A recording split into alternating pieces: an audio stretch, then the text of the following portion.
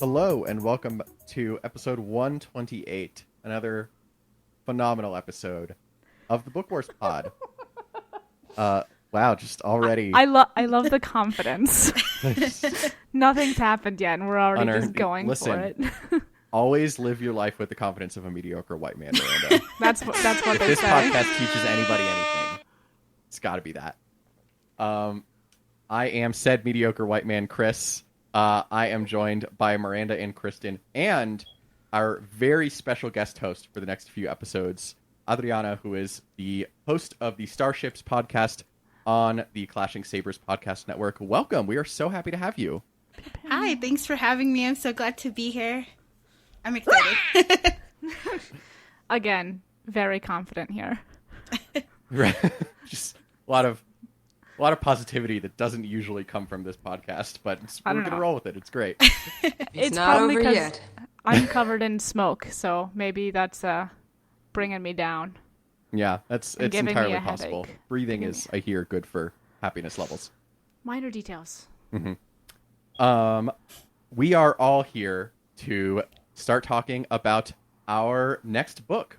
For those who are caught up on the podcast, we are still going to finish up our wrap-up of Resistance Reborn.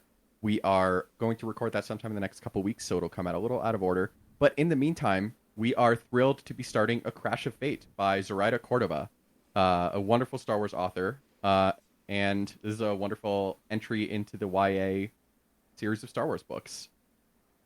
Also, producer's note, I think we're just going to make this episode 128 and then just make the other one I figured. episode 127, even if it comes out later. Numbers aren't real. That's very Book Wars pod of us. I didn't realize that our last one wasn't 127. That works. I don't think it is. I'm going to double check because now I don't trust myself. But I mean, anyway, you're probably more on it I'm than not I am. supposed to be on this podcast. Anyway, it's episode 128 because we said numbers so. are fake. Oh, Numbers yep. are super fake. I sure left 127 open. So 127 is a ghost episode that will come out at some point, or we will change the number of episode this is. Who's to say? Episode 127 is actually the trailer for Mandalorian Season 2. Episode 127 is the friends we made along the way. Before we start talking about all things Batu, what is everyone drinking? Adriana, as our guest of honor, what are you drinking first? Please do not judge me. I am a weenie. Well, not really. I mostly just drink the hard stuff. And today I didn't feel like drinking the hard stuff, so I have an Ace pineapple craft cider. Oh, That sounds great. Cider. I'm judging myself, honestly, for not having that, because that sounds better. No, Ace is so good. Nice and delicious and cold. And I also have some joint juice. Yum. I love it. I have bad joints. Yes. Ace cider's out of California, for those of you Thank who you. are... You're welcome. Sorry, I'm now on this segment, so just on my part. I mean, it's the drinking segment. It's the beer segment. I Yeah. love drinking. What are you drinking, Kristen? I don't know yet. Actually, no, I know what it is. I just haven't had it yet. I'm drinking this thing called Blood Orange Vodka Soda from 10 Barrel Brewing. That sounds I have good. no idea how it's going to be. Will you let It me says know? this vodka soda is mixed using our I don't know how they were legally allowed to do this is really my question. This vodka soda is mixed using our premium craft spirits, a blood orange vodka married with our pure Cascade water to create a refreshing cocktail with a citrus kick. So this is like a beer company that we've had on the podcast many times. They're out of Bend. But so, this is all just going to sound very annoying and I don't care. Some of my friends who were on keto, I let borrow our cooler, and it came back full of like drinks that they weren't allowed to drink while they were camping before all the fires started. So this was one of them. I like how cider has just like we've moved past cider. We're now just on canned vodka soda. Yeah, it's Just a little jumping straight to the good stuff. it's a little weird. It is boozier than like a Truly or a White Claw. It's 7%. It fuck. definitely tastes like vodka soda. Is it like actually vodka or is it a malt beverage? You know, how are they? I think how it are they actually- getting around that loophole? Thank you. This is my question, Miranda. I'm like, how are they getting around the laws that we are not allowed to can vodka soda? And yet, here it is. I don't know. You can get. Are you not allowed to can cocktails? Yeah, I was gonna ask. Not really. There's In a Oregon? There's a distillery that does gin and tonics in cans. I had their bourbon on the last Galaxy's Edge related pod, which shall not be named. And like I had the bourbon, but on their website, like they advertise canned gin and tonics. So I also don't know the rules. I love people also ask, can I drink vodka with soda? You can. You sure can. Sorry. Do people ask that? Apparently, Google, I said, can you can vodka soda? Which I can see how that would be a confusing thing for Google to answer. I'm not. I feel like that's like I'm not college sure. freshmen who are thinking of soda as like, can you put vodka in like Coke? Like, Right. Okay, I actually have a really funny story about this. It doesn't matter. None of this matters. They obviously can. I'm drinking it. It's not that good. It tastes. I think I would rather it be over ice. Yeah. Because that's kind Fair. of how I like. I'm like, it's not. Like it tastes like vodka. Anyway, okay. anything vodka Thank needs you. to be ice cold. Sorry, Miranda, you were saying. Yeah, I was at a shitty bar in college. I want to say it was McFadden's. I mean, twist. And a friend of mine, so there are a bunch of us there together. She comes back with her drink, and she's like, "This tastes really weird. Like it tastes wrong." She had asked for a vodka soda, Oh no. and like she assumed that it would be like Coke or Sprite or something because she didn't want to make the decision. And so they gave her a vodka soda. Oh Tur- lord. Turns out it's not the same. R.I.P. McFadden's DC. Literally Like, not R.I.P. They halfway Rest through my- very, very deeply in they peace. literally Halfway had through to my close senior it. year. They Is literally that when had they to- closed down? Yeah, it was after the stabbing. There was a Yeah. stabbing. Adriana, for you and any of our listeners who don't know, so Kristen, Miranda, and I went to the same college, and the nearest bar was this place called McFadden's. It was incredibly sketchy, like very party bar. Like nobody actually went except for the fact that like they gave everybody these happy hours where if you gave their name at the door, you could like drink for like $2 a drink or something like that. And what finally closed them down, because they were like surprisingly strict on IDs, which was weird. The one bar in DC that was. Yeah, pretty much the only bar in DC that was like religious about IDs because they knew that if cops ever got in, they would shut them down for everything else. What finally shut them down is that there was a fight there and someone got stabbed. Like five jeez. people And- got stabbed. 5 Oh, people got gosh. stabbed. And instead of calling the cops, which somebody else did, but instead of calling the cops, the proprietors of the bar tried to clean it up before the cops got there. Wow.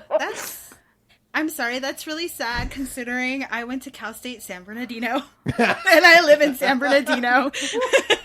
Shout out to San Bernardino. I love it. I have family down there, so I felt that statement just right here.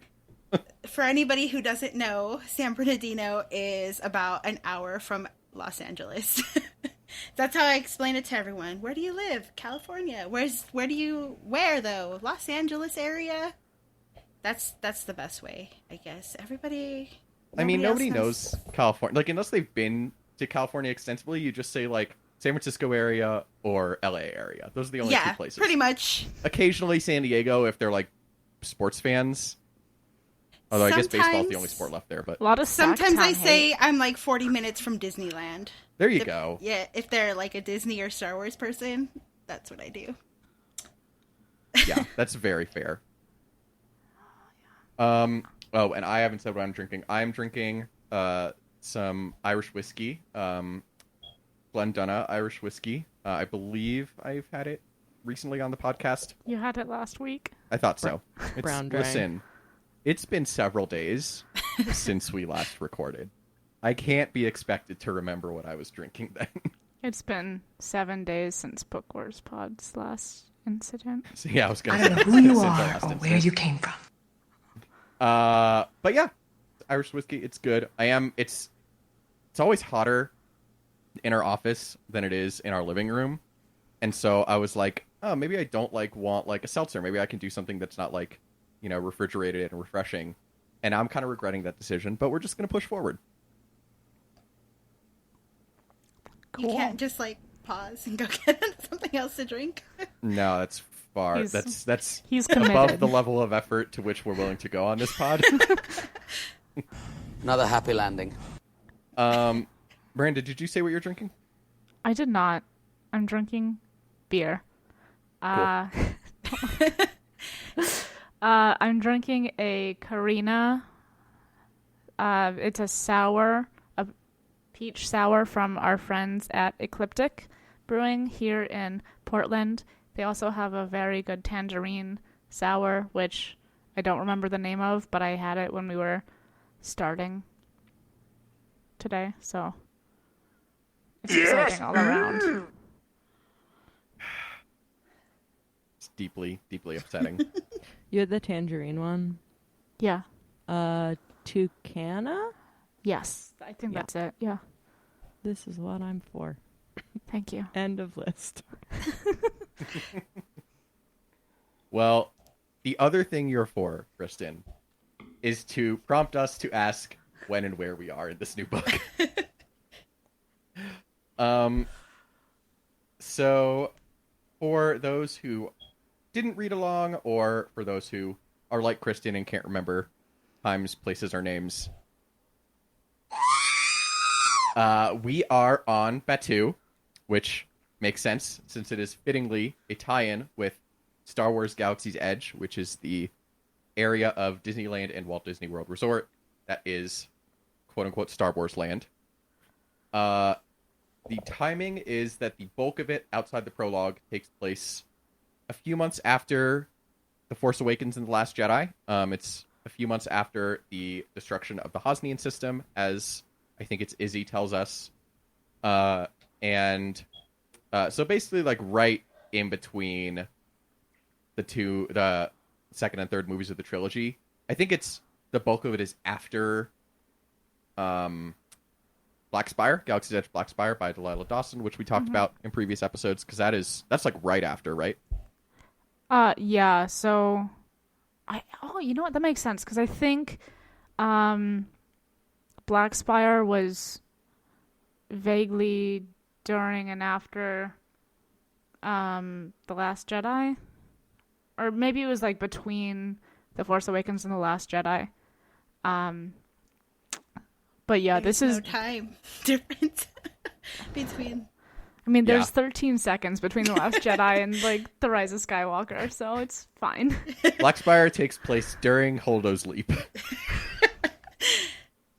But the one thing that does tell us this is after Black Spire is the presence of the stormtroopers, which if you, for some reason, read Black Spire, the stormtroopers, show up in the middle of it. Spoilers. Don't worry about it. Yeah, that is an excellent point.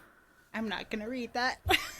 If You you'd don't like need to to. hear some wonderful people drag the shit out of that book, it's episode 123 of this terrible podcast, where we have Jane Anon and Rob at Smooth Lake Mayo on to drag the ever-loving shit out of it. So if you're interested in why we're talking about it in this terrible tone, that's why. It's bad and racist. What? Indeed. It's exactly, you guys are the reason why I'm not reading it. If that is the one service we provide, it's a job well done, honestly. The most successful episode I think we've had on the Book Wars pod. By the Discouraging- metric of just being decent Influ- content, or we helped people. Like we provided something to the community and to society by saying, don't read this fucking racist ass book. It's not good, and it wouldn't be good even if it wasn't super fucking racist. Yeah. Yeah, that's also what I remember. Sorry, go ahead, Adriana. Oh, I was going to say, I wasn't going to read either of them because I've been to Galaxy's Edge, and I don't know if I'm in the minority of Star Wars fans, but I don't care for it that much. Ooh, intrigue. Which, reading this book makes me know exactly why I don't care for Galaxy's Edge that much. But I guess we'll talk about that a little later. Yeah, no, we're going to get into that because I want to know. As somebody whose trip to Galaxy's Edge was supposed to happen the week the country went into quarantine, Oh, so yeah. has been desperately wanting to go, I want to hear your take. We're doomed. And I think mostly it's because I'm a pass holder. That has a lot to do with it. And also because I think I've been wanting a pod racing like roller coaster all of my life, and they didn't give me that, so Now this is pod racing. Now this is pod racing. Oh, Kristen, was that first one not the drop? I couldn't tell. Hey, Hope Springs Eternal. We tweet at Disney. Tweet at Bob Iger, who isn't even in charge anymore.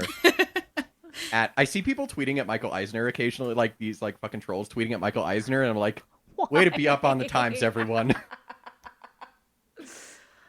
Oh, Lord. That ain't it. Twitter. Yeah, what a place. Yeah. I But don't like that place. But yet, there I am. constantly doom scrolling.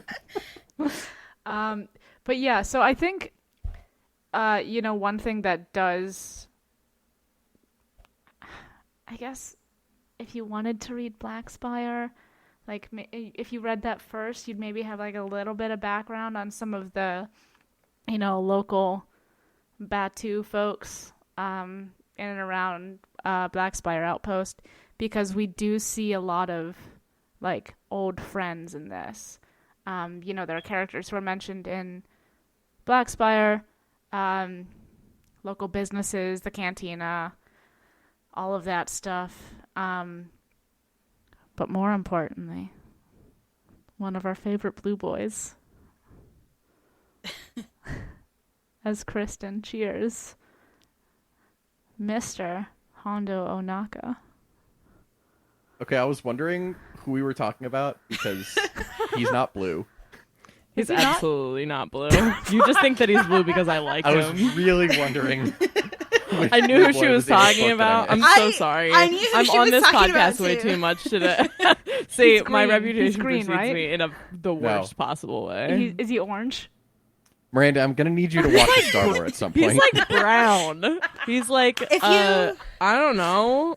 Go to Brown my Twitter is- and scroll. He's there. Or my Instagram. Yeah. I think I Or tweeted Google. specifically. You just- Yeah. I'm gonna Google it. Just I think Hondo. I Okay. specifically took a picture of Hondo when I was at Galaxy's Edge and tweeted it to Kristen. I think you did. You're doing God's work. Thank you so much. Oh yeah, he's vaguely brown to light Solidly purple. brown, Miranda. Solidly brown. I thought he was blue. I was honest to God, I was like racking my brain to like see if I missed like a Cad Bane or a what's the blue guy in Return of the Jedi, the musician whose name I can never remember. Max Rebo, thank you, Kate, from the background. I was like racking my brain to see if I missed a mention of one of those two when you said one of our favorite blue boys in the outline. So one of our favorite blue boys, Hondo Onaka, he makes a Menshi only appearance at this point. He has a presence on Batu. He's got his little shipping company, which I'm sure is very reputable. Mm-hmm. Just totally above the board. But that is a thing. We know people and beings in this book from other Star Wars media. Pow pow. We do. Also, Doc Ondar is primarily known through Galaxy's Edge, but there is a little pre-opening of Galaxy's Edge Easter egg in Solo where Doc Ondar is mentioned as being at the party on Dryden's yacht where Han and Kira reconnect. It's the tiniest of Easter eggs. Let me That really has no Wikipedia importance, but- that really quick. I know, right? I only know that because I like kept seeing people talk about it on Twitter, and then like finally just like Wikipedia'd it and was like, "Where is he in this?" And then like it like said the line where his name is mentioned. I'm like, "Yeah, I never would have gotten that." Yeah, I like vaguely watched Solo recently, and I like I don't Solo, know. and I would never. Yeah, have gotten I know. It's I was fun. gonna say I recently watched that, and I don't remember that at all. But I also have a bad memory, so that's probably seems fine. That's why we let her on this podcast. Someone needs to have a bad memory. it. Now and that don't Kristen feel- is in the producer role. Yes, don't ever feel bad about Chris knowing something. It's the fucking most So many annoying things. thing. He knows. He just is like, oh, I'm in this very specific blaster that's located on this ship, and I'm like, Chris, what the fuck? This is what I do. I'm white and I know things, Kristen. Anyway, okay, bye.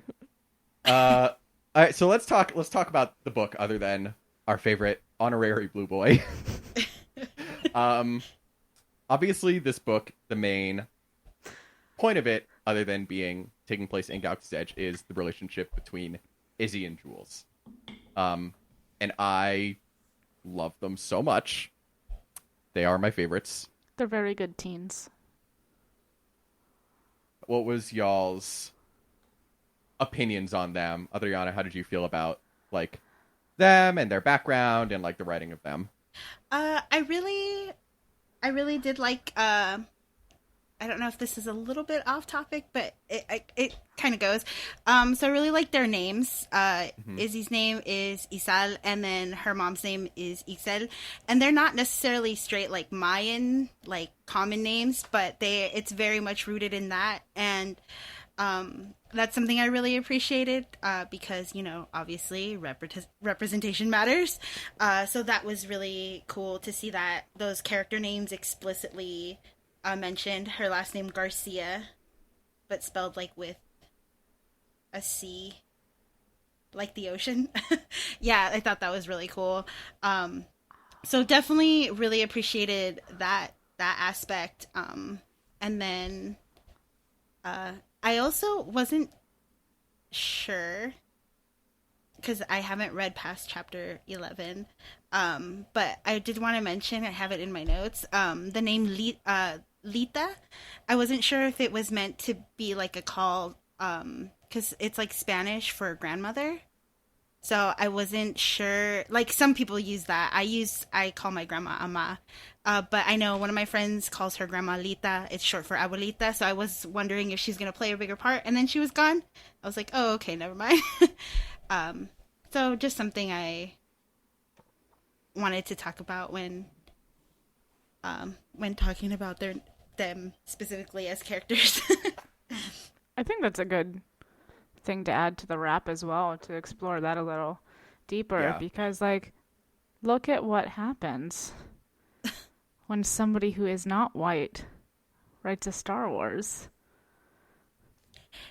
It's a novel concept. Yeah, and I feel like this, because the last book I read before this, you probably haven't read it yet, is the Poe Dameron Freefall. And so I feel like Zoraida Córdova does a really good job of being very, like, including a lot of things that, like, I can appreciate, like, just as far as representation, and it's not forced. And I didn't really get any of that with Poe Dameron Freefall, which, I mean, I liked it, but I wish, as the person who wrote it was, you know, Latino, that he could have done a little bit more. I don't know. So I really appreciated the overt, like, overt but not forced, and not like I don't know what the word is, like not so much. It was just the right amount of it didn't feel like over the top, like yeah. aspects of. Speaking of the other Galaxy's Edge book, Black Spire did. I know Miranda and Mel and Kate and Rob talked extensively about how Delilah Dawson's only understanding of black women is that they wear wigs and put their hair in protective styles. Just The whole so book. not that Yikes. in this. Yeah. No, not It's- that at all.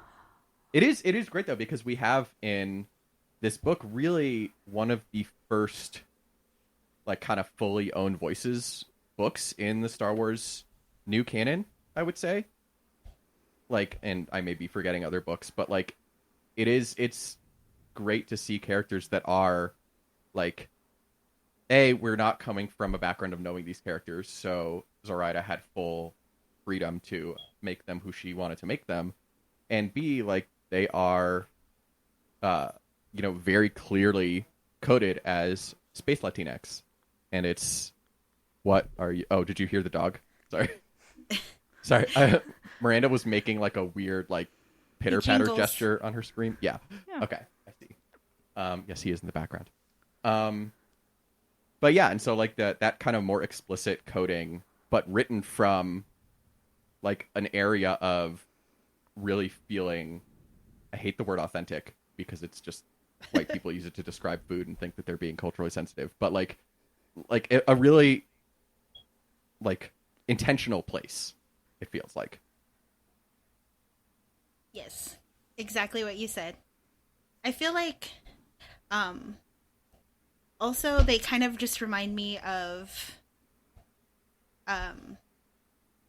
from Lost Stars. Yes. I'm sorry, I'm gonna be Kristen for a moment. I forget their names. Yes, It's Thane and Sienna. See it? Yeah, No, absolutely. I get those huge vibes. Lost Stars vibes. Yeah, Big from Lost this Stars vibes with the the childhood friends, and it's fun because this one's a little different. Like they just kind of don't see each other for 13 years, yeah. but then it's still like, oh. I was about to say this is gay, but it's not. It's I'm sorry. as gay as straights can be. I don't know. Who's to say? I don't know. She's like literally wearing his ring still, Yep. like on a necklace, and like hasn't told him yet, even though they're like definitely into each other, starting to do some crimes, like dragging a whole ass speeder out of town to the space mechanic. It's like a whole thing. But I was going into Toshi Station to pick up some power converters. I also love the mutual my favorite moment in this first half of the book is just when they run into each other and just like the mutual at the same time, oh no, they're hot. Yes. Yeah. That comes was really like great. after she punches him in the face too. Yes. It's great. Also, the speeder scene just like made me laugh because for those who don't know, Zoraida does a lot of YA writing, but she also writes romance novels. So the speeder scene where they're like talking about Jules's muscles, I'm like, Zoraida, you have this same paragraph in a fic that goes in a very different direction, don't you?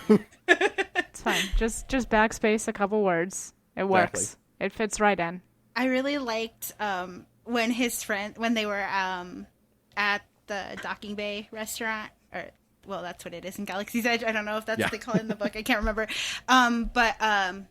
And his friends come over and they're just like giving him such a hard time about like how he falls in love like super quick and all this stuff, and him being just like a huge romantic and getting his heart broken over and over again.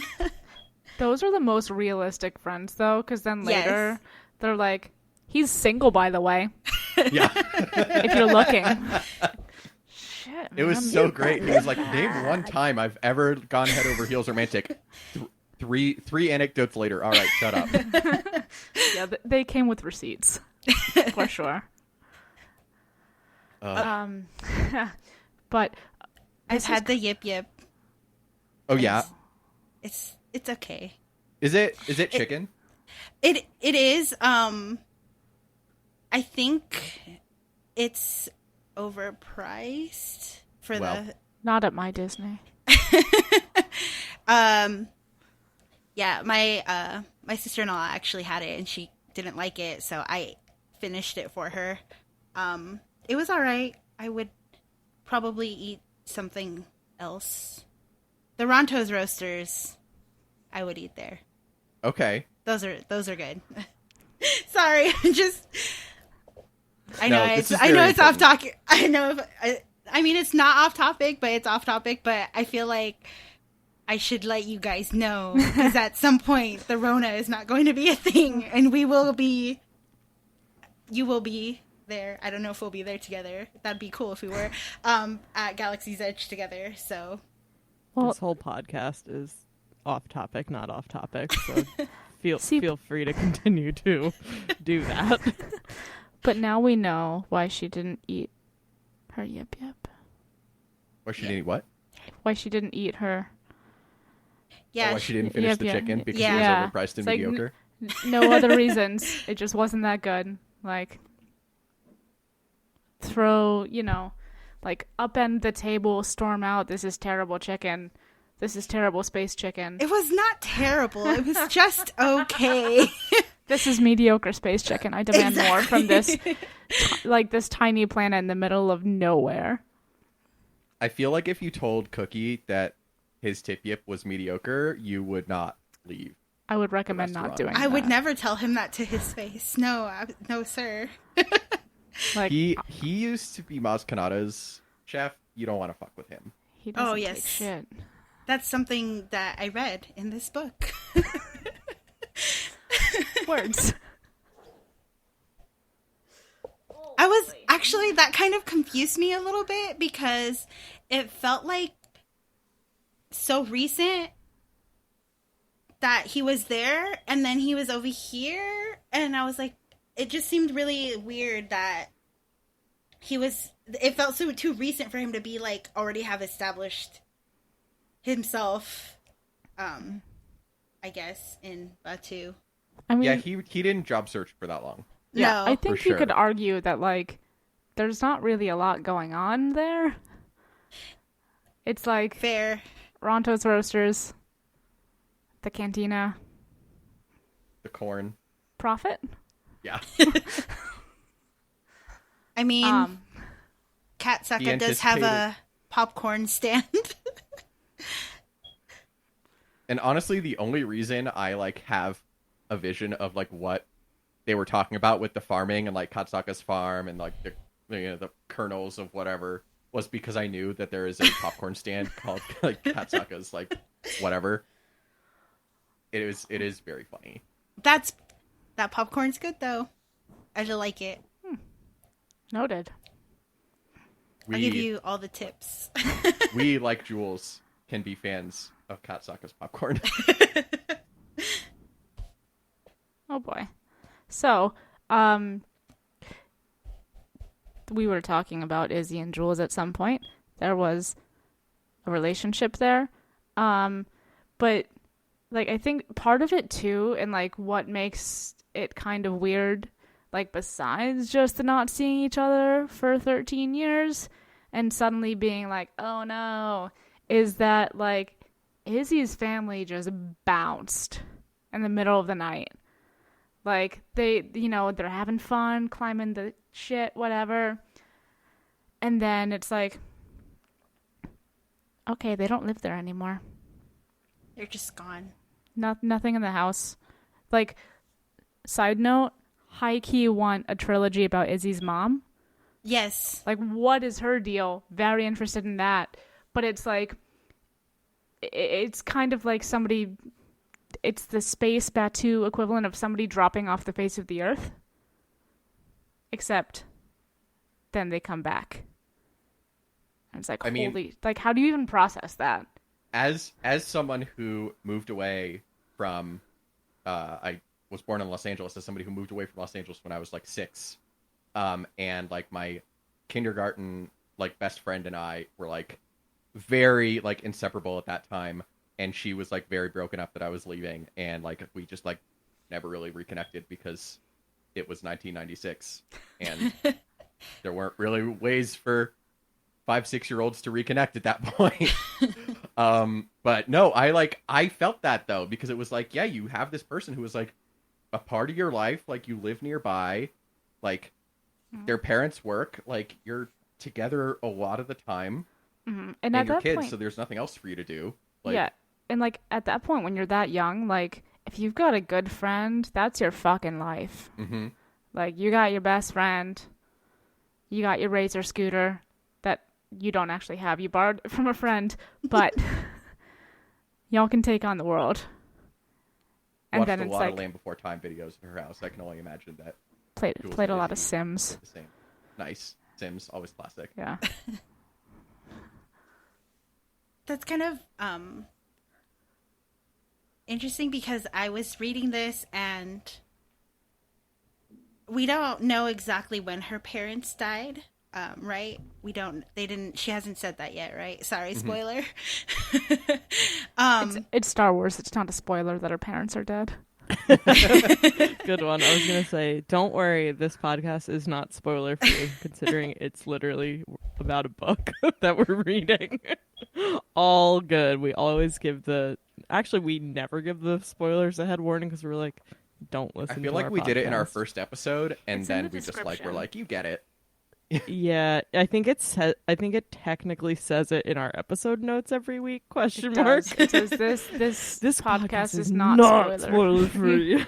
Yes, I anyway, have never sorry. once read your episode notes. I just listen.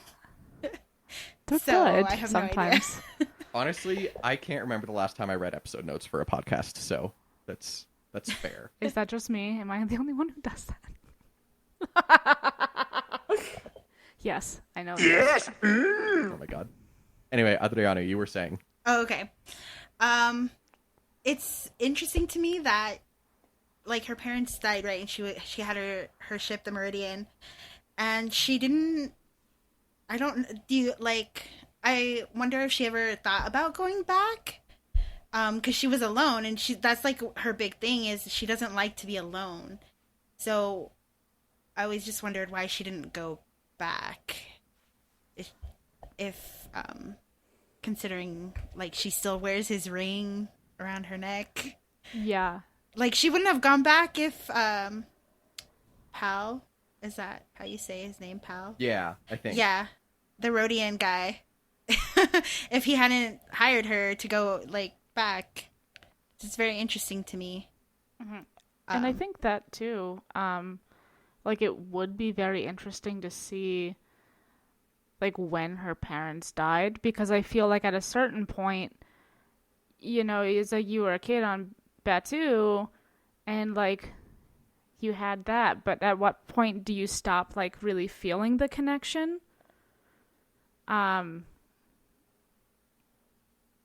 There was the rest of the point there, but I don't remember the rest of the sentence. But no, I see what you're saying, because like, and I honestly don't remember the timeline. I've read this book. I read it when it came out. I don't remember the exact timeline.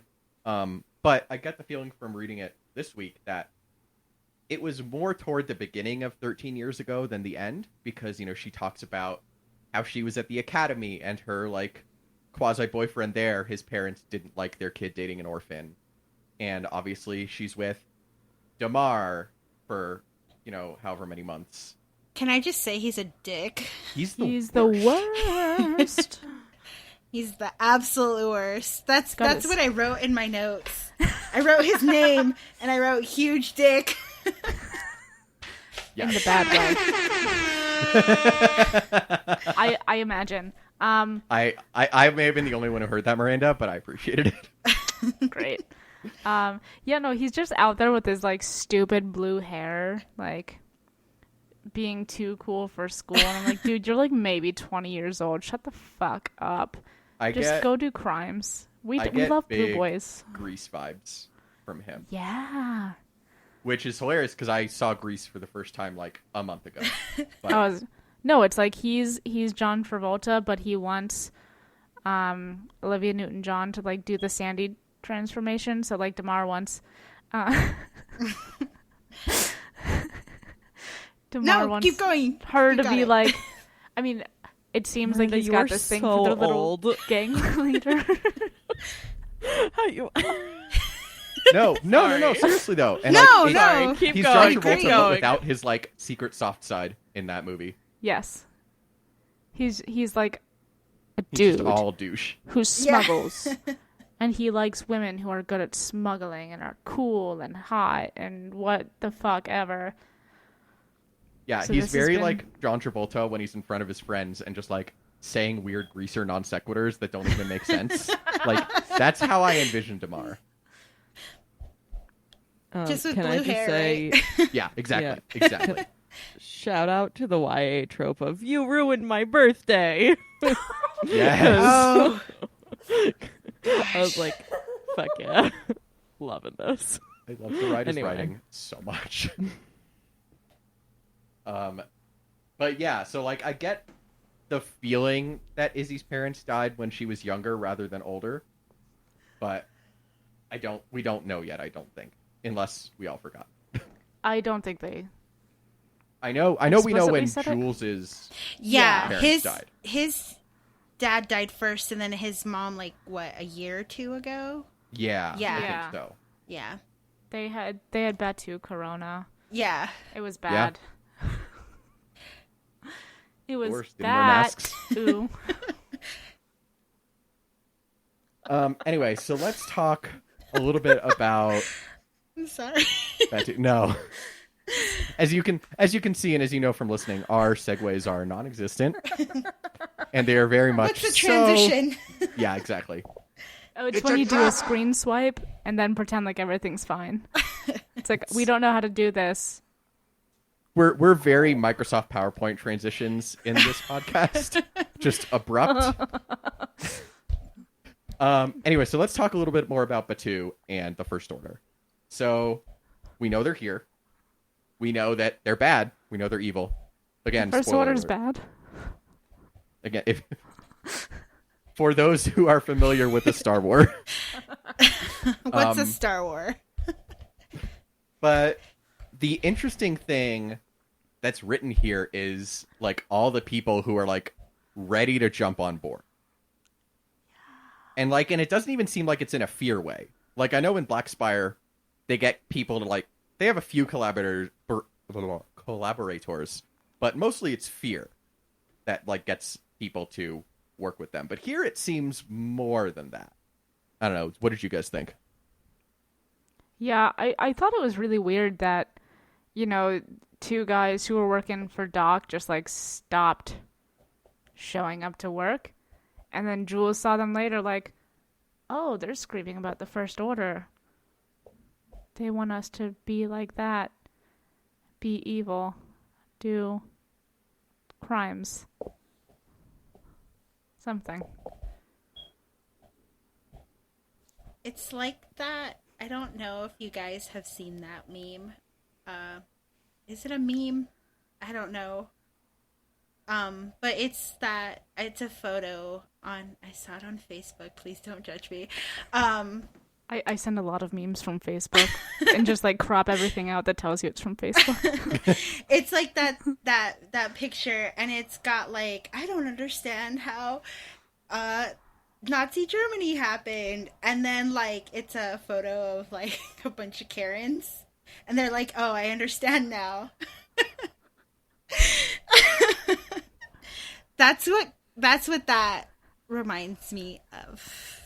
That's the vibe I got. There's a lot of Batu Karens. Yeah, Yeah. There's a lot of space Karens who are like, this is fine. Space Karens, and they're like shitty children in MAGA hats. Oh my god, it's just like home. Oh my god, I saw, just like off topic, but I saw some like fucking local news clip covering some like anti-mask protest, and they like, one of the clips was this like kid who couldn't have been more than like 8 years old being like, the flu kills more people than coronavirus. And I'm like, I want to call Child Protective Services. Great, get your fucking flu shot. I still need to get mine, but do it. Yo, do it. That's no moon. This flu season's gonna be bad. Anyway, back to Star Wars. But yeah, there's very much the people who, for whatever reason, which they are down on their luck, they just don't like people in Batu, they just, don't feel safe in their neighborhood anymore. Like, they want order, and that is obviously what the First Order provides. It's the First Order. Pow, pow, pow, pow. Hey. Yeah, and I think she even mentions there's a line that she says, like, when there either is work or there's like no work. Yeah. So Yeah. I mean, if there's no work, and there's only like 3 places to work at in Batu, so I mean, if you can't get work and you're not living on the best planet. Yeah, and I mean, like, it sounds like you're either a farmer, or you work for Hondo, or you work for Oga or one of the gangs. Like, Yeah. it kind of seems like those are your 3 paths in life. You can be the scrapper kind of person. Yeah, you could be a scrapper. That's Who true. is the guy who runs that? Savi. Savi? Yes. I only know that because of the 4 jobs. lightsabers. I was gonna say that's the lightsaber workshop, right? Yeah. I've never been there. Well, I was too poor before.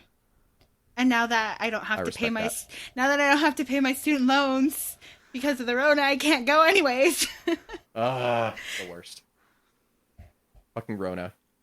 Rona giveth, the Rona taketh away, but mostly taketh away. Mostly taketh away. You're getting through a lot of new drops this episode, Kristen.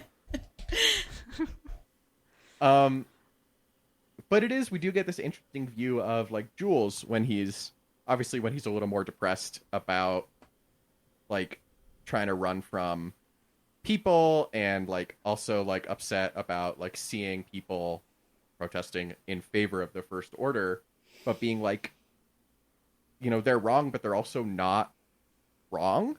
Like, they say that Batu is run by, gangsters and crime syndicates, and they are factually correct in that. It's not a great place to live, No. but, It's not ideal. they're kind of outside the New Republic. Well, I mean, the New Republic is gone anyways. Yeah, everything's Oh, outside okay, the you know Republic. what? It was outside the New Republic. It's outside of any kind of galactic governance. And it's one of those places like, Jakku or Tatooine, except, it's not like the Hutts ruling it. It's like, this person owns a cantina. She'll probably kill you. It's more localized, for sure. Yeah. But, like, it's sketch. And, there are going to be the people who are like, law and order, like, we don't like our neighbors because we're probably space racist. The First Order's here, and they promised us law and order. Hello there. And then it's interesting because you have Izzy, who obviously is more well-traveled, hasn't been back to Batu in a decade, but she's the one who has, like, actually seen any of the rest of the galaxy, and is like, no, you think you have it bad, but you still have a planet, so you're not as bad as the First Order. Like, it's a very easy bar. It's a low bar. No disintegrations. But yeah, and we'll see, I believe, more about, like, the people who work for the First Order and how that dynamic kind of develops. And obviously we saw a little bit about it in Black Spire, the book Black Spire. I get confused because, like, obviously the Outpost is Black Spire Outpost, but then the book is also called Black Spire. But in Happy Suns. Huh? Happy Suns. Is that what the thing is? Bright Suns. Bright Suns. Oh, shit. Whatever. But yeah, so, like, we see in the book that, there's a certain amount of the population trying to rise up against the First Order, but it doesn't really go very well. And we're going to kind of see the after effects of what long-term occupation will due to a place in the second half of this book. Oh, I had a thought. Yeah, and I don't know if this is like just because it's Star Wars and there's always something kind of like nefarious going on, or if it's like Batu is just mad sketch. But like we see the good people in this book start to make like really questionable choices. Like Jules is presented as like this nice, sweet farm boy. You know, he wants to get off the planet, but he's been working. You know, he's like living with his sister. I don't know. That's not relevant. But like he, especially in contrast to Izzy, is like very much on the straight and narrow. And then it's like, oh, by the way, let me do some crimes and like steal this access card out of your pocket so we can steal some stuff from inside the room. I mean, it's fine. Don't look over here. He executed that very well, so I have to believe that's not necessarily the first time he might have done that. Oh, absolutely not. Like he knows what he's doing. I think that's just the nature of everyone kind of knows. Yeah. Yeah, the quote-unquote, like, straight and narrow on Batu is very relative. Like, it's not what Leia experienced growing up in the palace at Alderaan by any stretch. Although, that said, I have full confidence Leia would have also flawlessly picked the Karkaradin's pocket. Oh, yeah. That doesn't sound too hard. Well done. All right. Any final thoughts on this first half of the book before we wrap up for the day? Herb, Adriana? Okay. So I kind of want to talk about it. Yeah. So I've been obviously to Galaxy's Edge many times, and I think the reason that for me it's disappointing is exactly why I like this book is there's so many aliens. There's so many different colored beings there, and you go to Batu, you go to Galaxy's Edge, and it's supposed to be immersive, and there's just not enough aliens. There's no aliens, there's no characters, there's no people walking around. With Liku, there's no what is Nautilins? Is that did I say that right? Yeah. So I think that's just for me, like when you're talking about an immersive experience, and you read about it, and you read about all these characters that are there, and then when you go and it's just a random person from Pasadena serving you popcorn, you're just like, okay. It's not Cookie serving you Yip Yip, so I think for me that's why, and I feel like Disney has the capacity to provide that to us, but they've got the fucking money. Yeah. Look at the size of that thing. Like you buy how many like Princess and like Goofy and Pluto and all these costumes for other people. You couldn't like spring for a little bit of alien makeup. And I think the thing too, I obviously have not been to Galaxy's Edge because there are reasons, I don't know.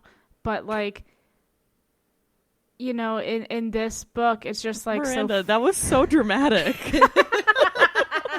What the fuck? You haven't been because like you just moved out to the West Coast and you were gonna go, but then Rona. It's not. I wasn't gonna I mean, go. it's dramatic, but I wasn't gonna go. I've never been to.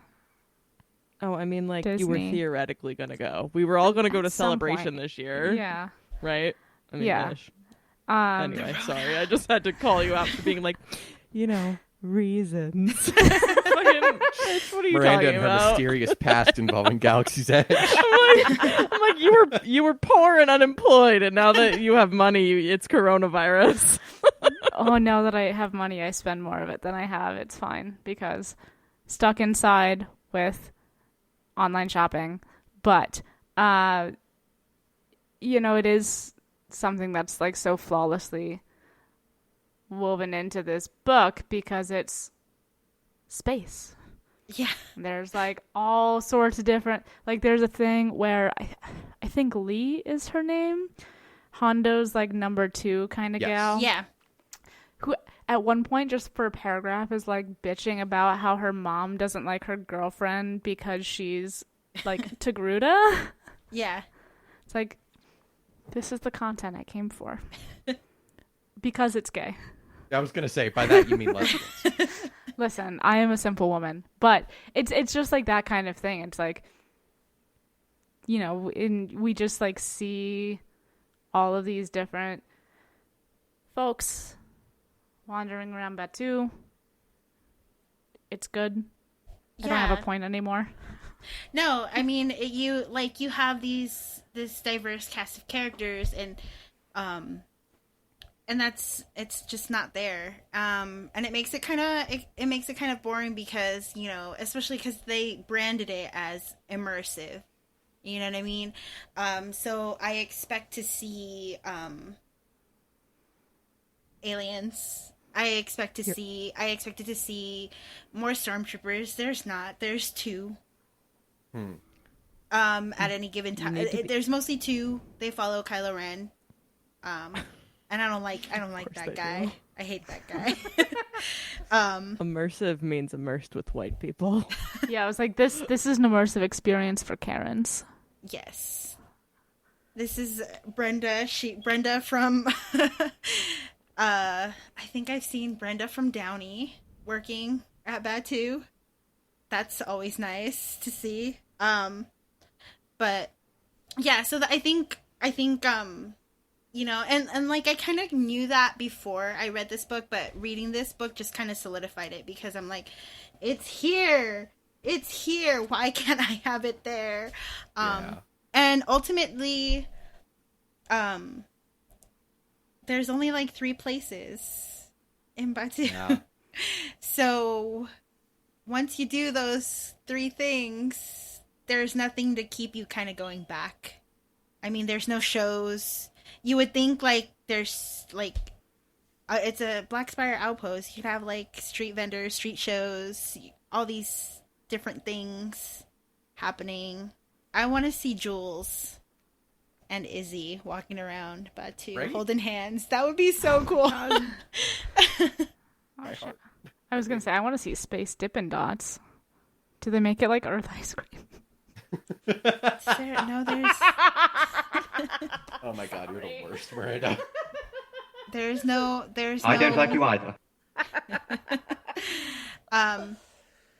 So yeah, that's, I mean, I really also, yeah, I feel like we'll talk about this. You guys tend to talk more about this kind of stuff in the wrap up, but I just wanted to like kind of put it out there. And then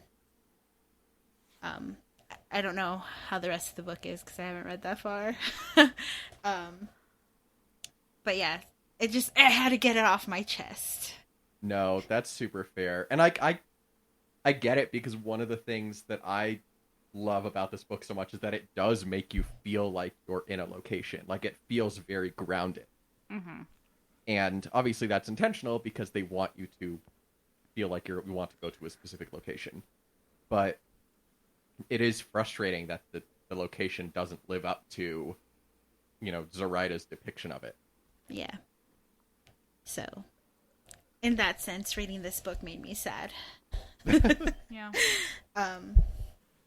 But yeah, I really liked it. I was confused because I didn't think we were gonna get any plot, because there was not a lot of plot in these first chapters. So whoever picked the cutoff spot, who did that? Yeah, that was me. Why would you? That was more just because it was halfway through the book. Sometimes the cutoff spots are very well thought out. They fit with what we're reading. Okay, they're rarely that, but like this one was particularly halfway through the book. Sometimes he hits it. Yeah, you cut us off right before we get to the plot heavy stuff. I know. Just a lot of the like yearning. Yeah. Beforehand. Who says no? I mean, touche. All right, well, I think we'll leave it there. We will be back next week, finishing up reading part of A Crash of Fate by Zoraida Córdova, reading chapter 12 through to the end. In the meantime, hit us up on Twitter, Instagram, and email us, or Twitter and Instagram at BookWarsPod. Email us, bookwars@gmail.com, and rate, review, and subscribe to both us and the Tashi Station Radio Mega Feed. Good lord, I cannot talk today. It is the best way for people to discover the show. And hey, Disney, we're talking about Galaxy's Edge, so give us money, throw some money our way. Love that sweet, sweet Disney money. Again, do not donate to us right now. We appreciate anything you want to give. If you do, please give it to any racial justice organizations, either locally or nationally, that move you. On that note, thank you to everybody who entered our raffle. We did get some more entries. I'm sorry, Daniel, you are not the automatic winner on this one. We will be announcing a winner on next week's episode. Thanks to everybody who gave. Thanks to everybody who donated. We got a really wonderful assortment of organizations that were given to, from local Black Lives Matters groups to Black Girls Code was another great one. Like, just some really phenomenal groups were a part of that, and we're really glad that we could direct people in that direction. And most of all, thank you so much to Adriana for being on this episode, and we're excited to have you back next week as well. Do you want to tell the folks where they can find you in the meantime? Yes, you can find me on Twitter or Instagram at Celestial Intent, and you can also, if you want to follow the Clashing Sabers network of podcasts that I am on, that would be superb as well.